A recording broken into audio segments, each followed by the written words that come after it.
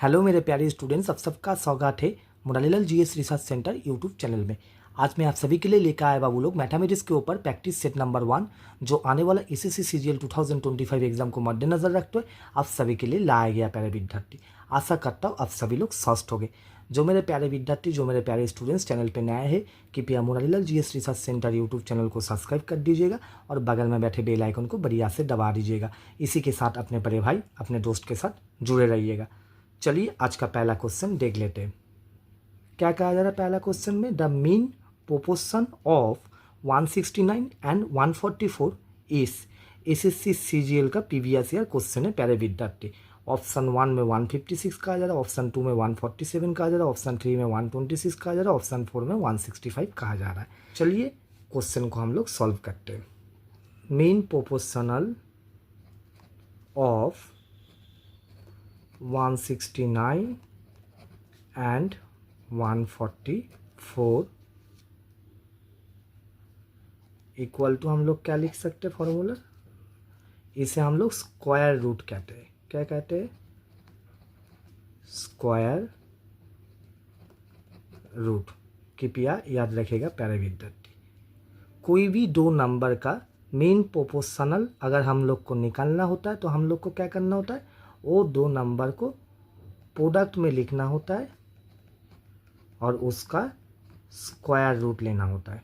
क्या लेना होता है? स्क्वायर रूट लेना होता है। आशा करता हूँ आप सभी प्यारे विद्यार्थी को समझ में आया। दो नंबर का प्रोडक्ट मतलब दो नंबर को मल्टीप्लाई करना होता है और उसका एक स्क्वायर रूट लेना होता है, तभी हम लोग कोई भी दो नंबर के बीच में मीन प्रोपोर्शनल फाइंड कर पाएंगे। ठीक है, अब चलिए इसको हम लोग सॉल्व करते हैं। हम सभी को पता है 169 मतलब 13 इंटू 13 होता है, इंटू 144 मतलब 12 इंटू 12 होता है। आशा करता हूँ आप सभी प्यारे विद्यार्थी को समझ में आया।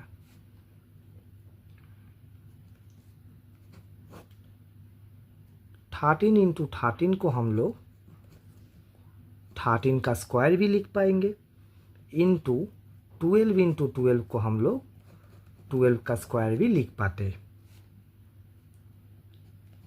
इसके अलावा हम लोग को क्या पता है? रूट के अंदर में, स्क्वायर रूट के अंदर में अगर कोई दो सिमिलर नंबर रहा तब उसमें से एक सिमिलर नंबर बाहर निकल के आएगा। इसका मतलब 13 इंटू 13 के बीच में से 13 निकल के आया और 12 इंटू 12 के बीच में से 12 निकल के आया। 13 इंटू 12 अगर हम लोग मल्टीप्लाई करेंगे तब हम लोग को क्या आएगा प्यारे विद्यार्थी? 13 2 जा 26 होता है, 13 1 जा 13, 6 2 + 3 5 156। इसका मतलब हम सभी का आंसर क्या निकल के आया? 156।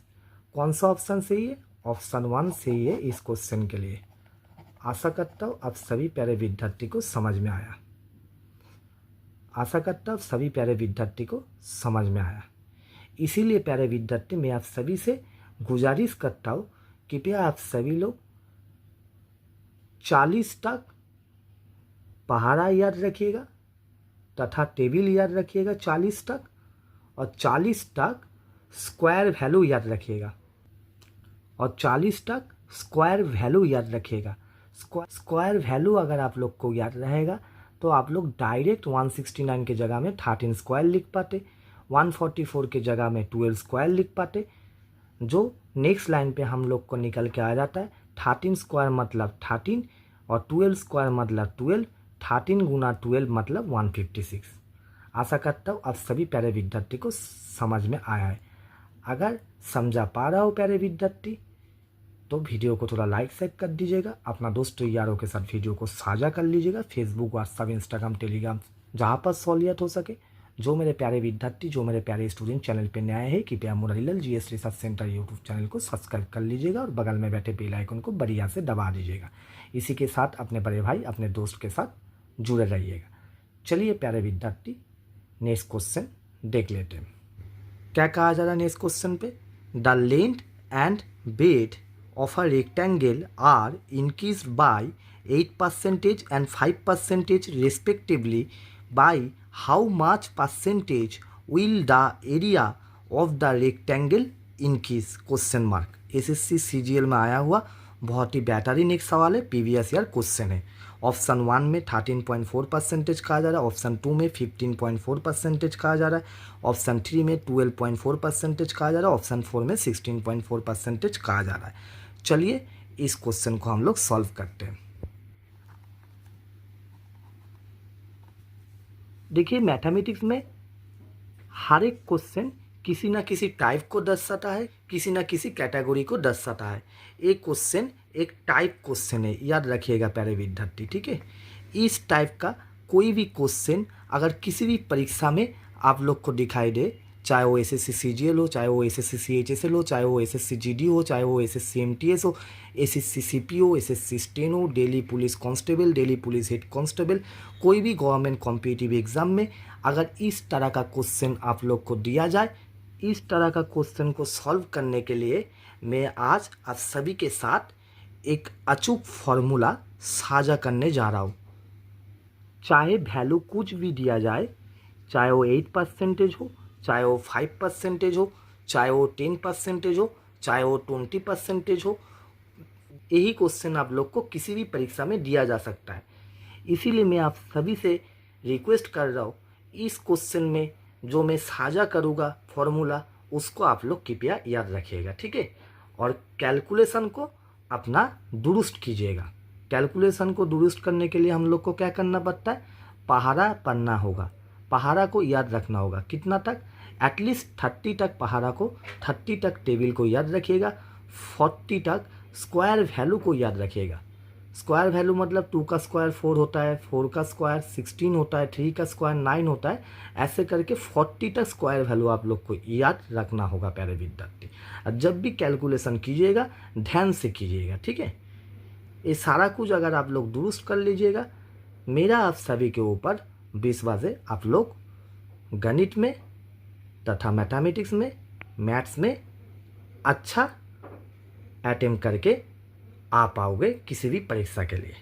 तो चलिए फॉर्मूला देख लेते हैं। फॉर्मूला क्या है, मेरे साथ लिख लीजिए। Percentage increase in the area of rectangle. अगर इस टाइप का क्वेश्चन हम लोग को दिखाया जाए तभी हम लोग इस फॉर्मूला को बिठाएंगे। फॉर्मूला क्या है, x plus y x y divide 100, x y divide 100 bracket close percentage sign, ठीक है। अब x के जगह में 8% बिठा लीजिए, y के जगह में 5 बिठा लीजिए, x और y के जगह में 8 × 5 बिठा लीजिए, डिवाइडेड बाई 100 परसेंटेज साइन। 8 किसको दर्शा रहा है, लेंथ को दर्शा रहा है। कितना इंक्रीज किया प्यारे विद्यार्थी, 8% इंक्रीज किया। वेट किसको दर्शा रहा है,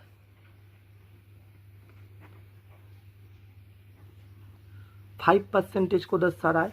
और एक्स वाई के बीच में कोई साइन नहीं है, मतलब डॉट है, मतलब मल्टीप्लाई का साइन है, मल्टीप्लिकेशन करना होगा हम सबको, तब 8 × 5 है। इसे आप लोग डॉट भी लिख सकते हो। आशा करता हूँ सभी प्यारे विद्यार्थी को समझ में आ रहा है। अगर किसी क्वेश्चन में हम लोग को length and breadth of a rectangle are increase by 8% and 5% respectively, ऐसा टाइप में दिया रहा, तब हम लोग इस फॉर्मूला को बिठा देंगे। By how much percentage will the area of rectangle increase, है हम लोग का निकल के आ जाएगा। अब बहुत ही आसान है, हम लोग सॉल्व कर लेते हैं।